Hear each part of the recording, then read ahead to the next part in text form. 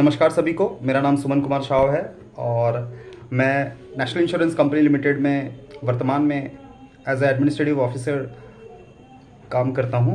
मेरा रिक्रूटमेंट 2015 में हुआ था एज एन असिस्टेंट, सहायक के रूप में मेरी नियुक्ति हुई थी नेशनल इंश्योरेंस कंपनी लिमिटेड में।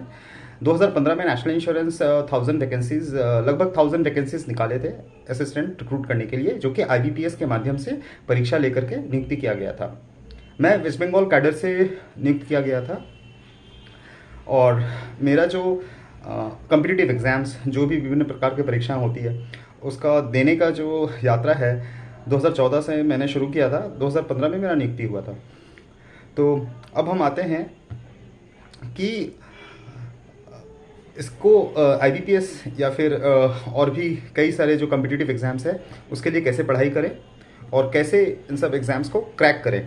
तो पहली बात ये मैं अपने बारे में बता दूं कि मैं एक एवरेज स्टूडेंट्स था। मेरा मैथ्स वाला जो विषय था वो बहुत ही दुर्बल था मैं।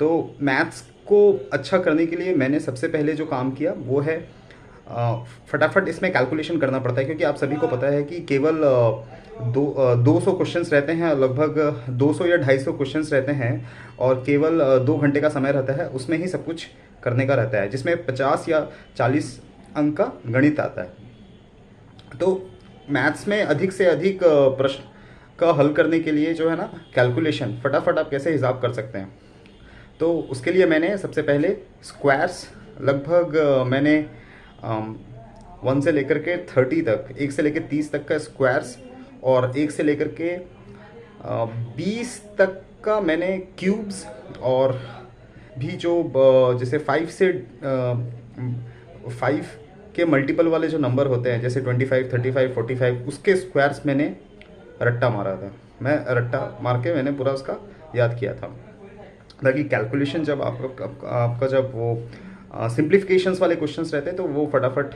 सॉल्व हो जाते हैं। वो तो उसके लिए मैंने वो सारा रट्टा मारा था, टेबल्स, क्यूब्स और स्क्वायर्स। फिर सेकंड जो आता है वो सबसे, आप देखिएगा कि जो मैथ्स में है, जैसे सिंपल इंटरेस्ट हो गया, परसेंटेज हो गया, टाइम डिस्टेंस स्पीड हो गया, कंपाउंड इंटरेस्ट हो गया, तो इन सभी विषयों में मुझे लगता है कि सबसे अधिक महत्वपूर्ण जो है वो परसेंटेज है। यदि आप परसेंटेज को अच्छा से सीख लेते हैं ना, तो सिंपल इंटरेस्ट बोलिए, कंपाउंड इंटरेस्ट बोलिए, टाइम डिस्टेंस स्पीड, ये सारे प्रश्न को हल करने में आपको बहुत सुविधा मिलेगी।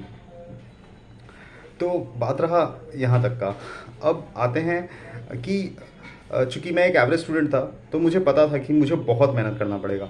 तो बस वही था कि मैं प्रीवियस क्वेश्चंस जो भी थे IBPS के, और बहुत सारे वेबसाइट्स में अभी विभिन्न प्रकार के क्वेश्चंस पेपर्स अवेलेबल्स हैं, वहाँ पे उपलब्ध है विभिन्न प्रकार के प्रश्न पत्र। तो आप उसको देख करके आप उसको सॉल्व करने का प्रयास करना शुरू कीजिए।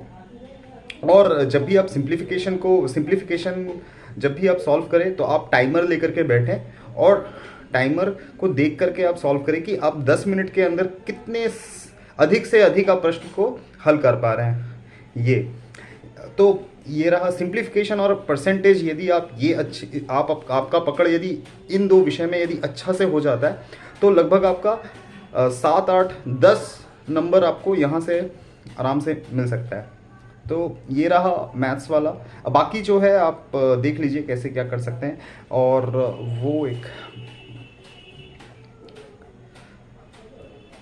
परमुटेशन कॉम्बिनेशन, हाँ, इससे 3-4 प्रश्न IBPS देता ही है, तो वो वाला भी देख लीजिएगा, क्योंकि वो वाला ना थोड़ा सा सरल लगता है।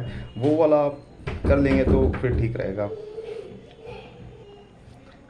अब आते हैं इंग्लिश पे। इंग्लिश मेरा प्रिय विषय में से एक हुआ करता था। तो इंग्लिश के लिए, किंतु इंग्लिश में बात करना और ग्रामर का जो भी प्रश्न देता है उसको हल करना, उसको सॉल्व करना, वो एक थोड़ा सा अंतर आ जाता है कि चलो भाई कोई इंग्लिश में तो बात कर लेगा, इंग्लिश में अपना कन्वर्सेशन कर लेंगे, किंतु फिर ग्रामर, व्याकरण जो है अंग्रेज़ी का, वो थोड़ा देखना पड़ता है। तो उसके लिए अधिक से अधिक उसका फ्लो, एक नेचुरल फ्लो आना चाहिए कि आप जैसे फिल इन द ब्लैंक्स कर रहे हैं या कंप्रीहेंशन कर रहे हैं या फिर वो एरर निकालने वाला कर रहे हैं, तो उसका एक नेचुरल फ्लो होना चाहिए। तो उसके लिए अधिक से अधिक आप कंप्रीहेंशन सॉल्व कंप्रीहेंशन वाले क्वेश्चंस को सॉल्व करें। और हाँ, एसेज और न्यूज़पेपर्स ये दोनों बहुत महत्वपूर्ण होता है, ठीक है, ये पढ़ें, न्यूज़पेपर्स अधिक से अधिक पढ़ें। तो इससे क्या होगा कि अंग्रेज़ी वाला समाचार पत्र पढ़ते हैं तो वो क्या होगा कि इंग्लिश वाला जो सेक्शन है वो वहाँ पे आपको थोड़ा एक नेचुरल फ्लो मिलेगा, और करंट अफेयर से जो भी प्रश्न आते हैं वो तो आ ही जाएंगे। तो इंग्लिश वाला ये हो गया। बाकी करंट अफेयर्स को वेबसाइट्स, अभी तो जब 2014-15 के समय में यूट्यूब का उतना चलन नहीं होता था, तो बैंकर्स अड्डा बोल के एक साइट होता था, तो वहाँ से हम लोग सारा प्रिंट निकालते थे फोटोकॉपी के दुकान में जा करके, और फिर वो देखते थे पिछले 6-8 महीना का, फिर वो जाके करते थे। तो ये करंट अफेयर्स का हो गया। और फिर वो जो मेंटल एबिलिटी वाला जो है, रीजनिंग वाला, वो पूर्ण रूप से प्रैक्टिस पे है। पूर्ण रूप से आप जितना अधिक से अधिक प्रैक्टिस कर सकते हैं तो वो वाला करें।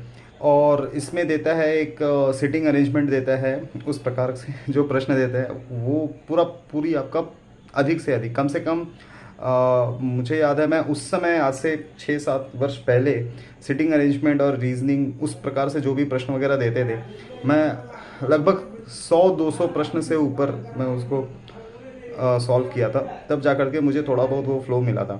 और हाँ, सिटिंग अरेंजमेंट में ना इस टाइप के जो प्रश्न देते हैं वो IBPS ना 3 लगभग देंगे। उसमें से एक थोड़ा सरल होता है, एक थोड़ा एवरेज होता है, और एक बहुत ही टफ होता है। तो आप ना फटाफट वो पढ़ करके देख ले कि अब सरल कौन सा, अधिक कौन सा सरल है। जो सबसे अधिक सरल होगा उसको आप पहले कर लें, और एवरेज वाला और फिर हार्ड वाला जो है, जो थोड़ा सा कठिन है, वो वाला फिर आप बाद में देख सकते हैं।